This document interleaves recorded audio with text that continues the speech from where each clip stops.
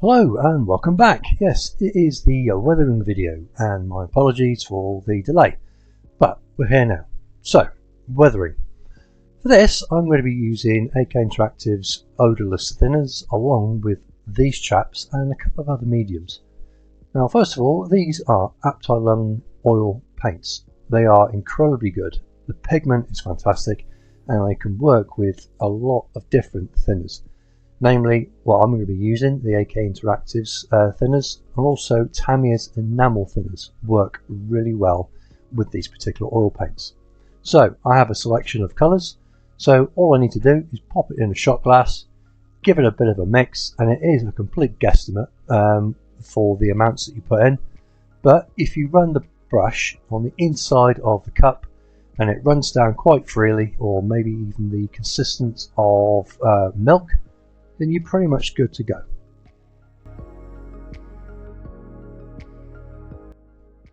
So applying the oil to the actual panel lines is quite simple. All you're doing is loading up your brush, pop it over to the panel line of your choice and just dab it and let gravity do its job, and the oil and the thinners.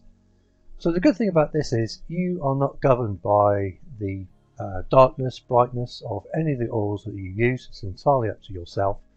But also if you're in like a particular environment, whether it's a desert scene or South Atlantic or whatever, you can actually look at period photographs and actually look and see what are the best sort of like shaded oils for your particular project. Now this is for me quite a fun part for me, because you have got complete artistic license. You can do whatever you want. You're not governed by anybody. So just sit back, enjoy the process, and yeah, just do what you want.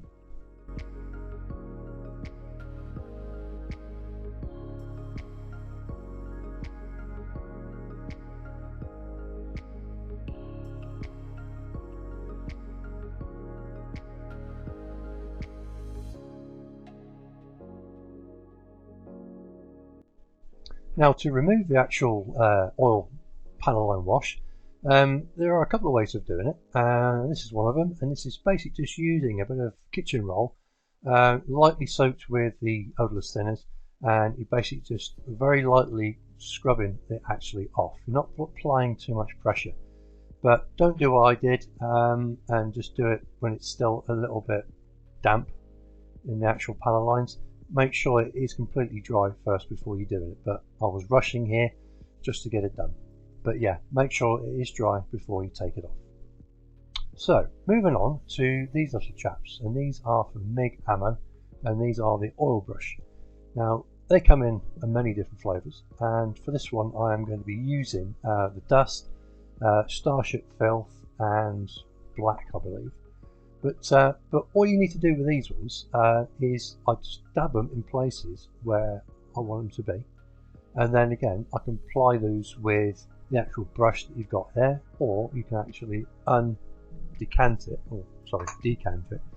and actually apply it with your own brush. It's entirely up to you.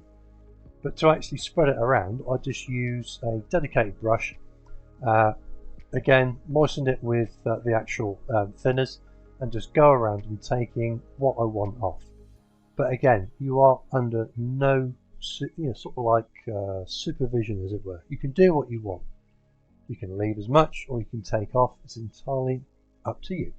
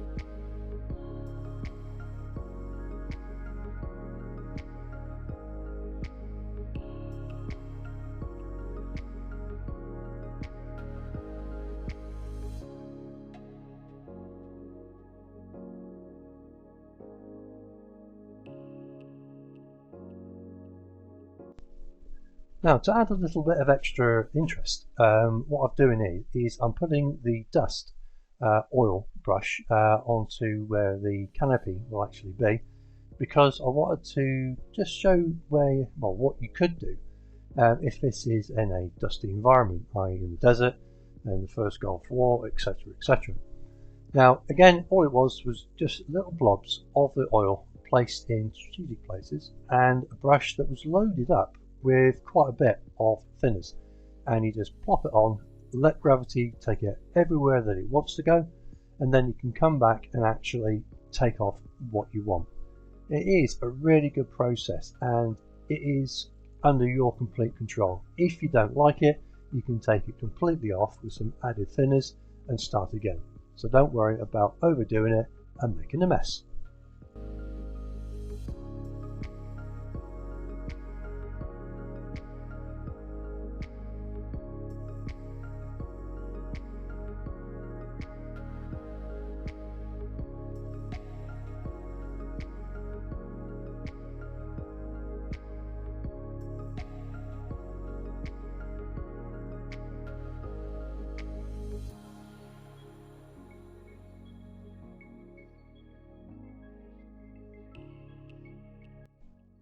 Now the same application was done on the walkways on the actual main fuselage, again just using the dust. But what I did do is I used a really worn brush and basically just stippled the actual oil paint over, which we'll see shortly. But yeah, you do get a sort of a different effect where the ground crew and just natural weather is actually done to the paintwork.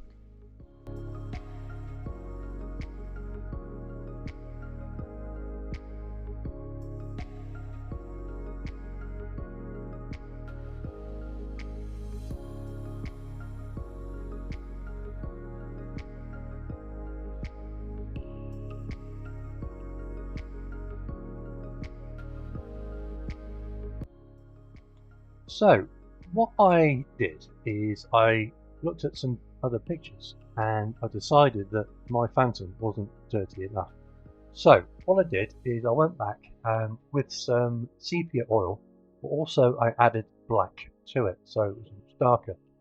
So I applied them into some form of panel wash, but I overdid it to encompass the actual panel lines themselves. And once that was all dry and I was happy with what I had, I went round with a moisten brush and just basically took it off this way instead of using kitchen roll. With this you have more control over it. You can leave as much or as little on as you wish. And yeah, it just gives you a better scope to hopefully make your model look a bit more realistic.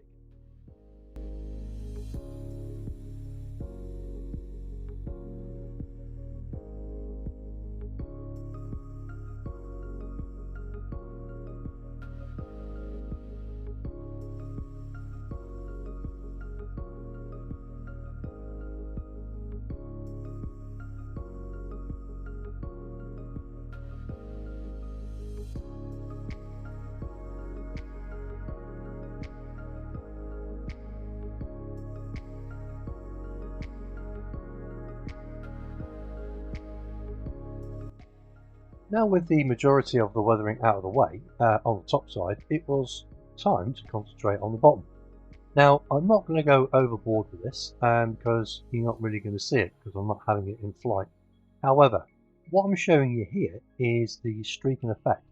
Now what it is using the MIG ammo oil brushes again, using black and the Starship filth and cargo bay filth, and it's just basically looking or making it look as grubby and as dirty as it possibly can. And again, also using different types of, well, colours at least, or the darker ones, and applying these. Now, if you ever have a look at a Phantom, it is covered in hydraulic fluid, fuel, oil, you name it, it's actually on it. So if you having this in flight, or you're going to have it exposed, maybe having a mirror underneath it, when the model is actually completed, then yeah, then I will go for it. But for me particularly, I didn't because it's not really going to be on show.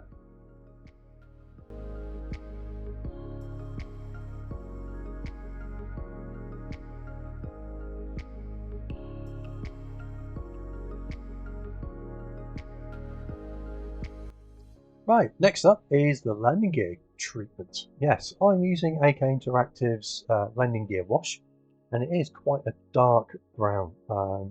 Yeah, very, very dark. But on this one, my pot was rather old, so I had to enhance it with some pennies. So yeah, may look a bit ropey at the beginning. But anyway, it is a simple case of just putting it into all the nooks and crannies, letting gravity again do its job, and yeah, you can come around with a moistened brush and take as little or as leave on as much as you want.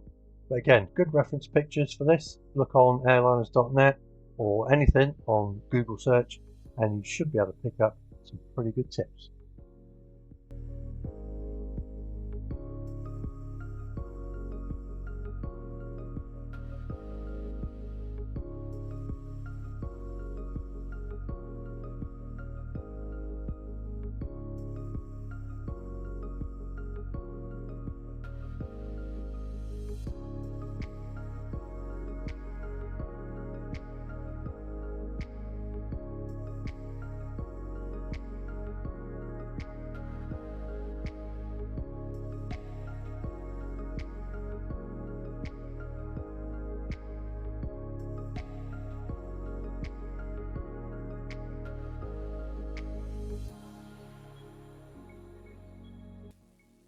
So once I was happy with what I'd done, it was a simple question now of just sticking the fuel tanks on, i.e. the centre line and the two wing ones. Now, again, you do have some really good mating points. It's a simple case of just adding your super glue or whatever medium you're going to use, pop them on, and watch your Phantom grow even more.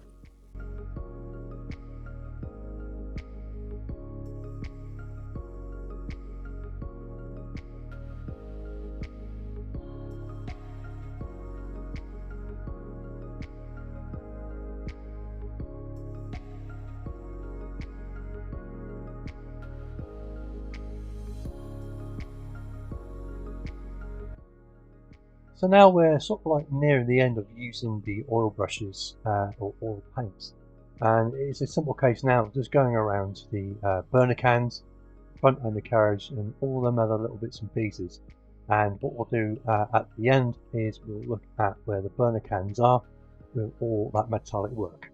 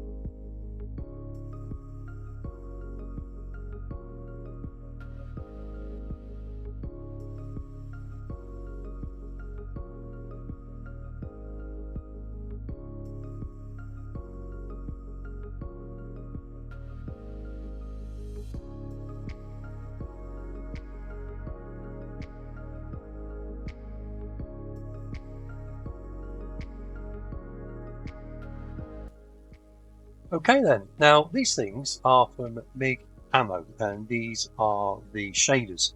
And well, they're inks, basically. Very, very thin inks. And some people have slated them, some people think they're mediocre, but I think they're really good. You can sort of like layer up all these different shades and everything else that will depict either burnt metal or any type of weathering state of an aircraft or even building or anything else in fact. So it is a good way of actually getting that sort of like different tone of different colours. Now for this is ash black, and I'll be using these as well, the violet and the orange, and probably some of the blue. Now it's difficult to actually see on camera the different oranges, or the shade of the orange and the violet, but take it from me, it is there and it does look rather good at the end of it. One thing I will say is when these actually dry, they dry quite a heavy matte colour. So you can water them glossy or semi-gloss, then you will have to go through other medium.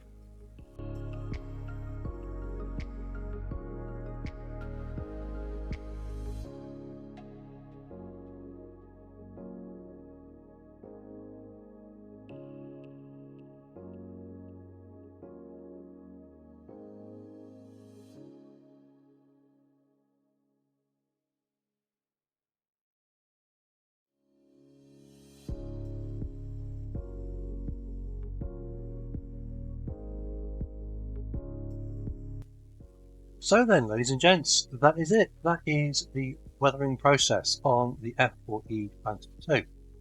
Now, hopefully you've learned something, or I've shown you something that you could use in a later build. And that is entirely my intention, to help you to try and get something out of your kit that you've not done before. Now, I'm happy with it now. I wasn't, because it wasn't dirty enough, because you know me, I do like a dirty bird. And yeah, I hope it is pleasing to your eye. Now, I'll be moving on now. The next video coming up is the weapons, and just finishing off with the canopy, and I'll be able to give you a final reveal on the actual kit itself. So, until next time, I will leave you with some tunes, and I will see you next time. So until then, take care and bye-bye.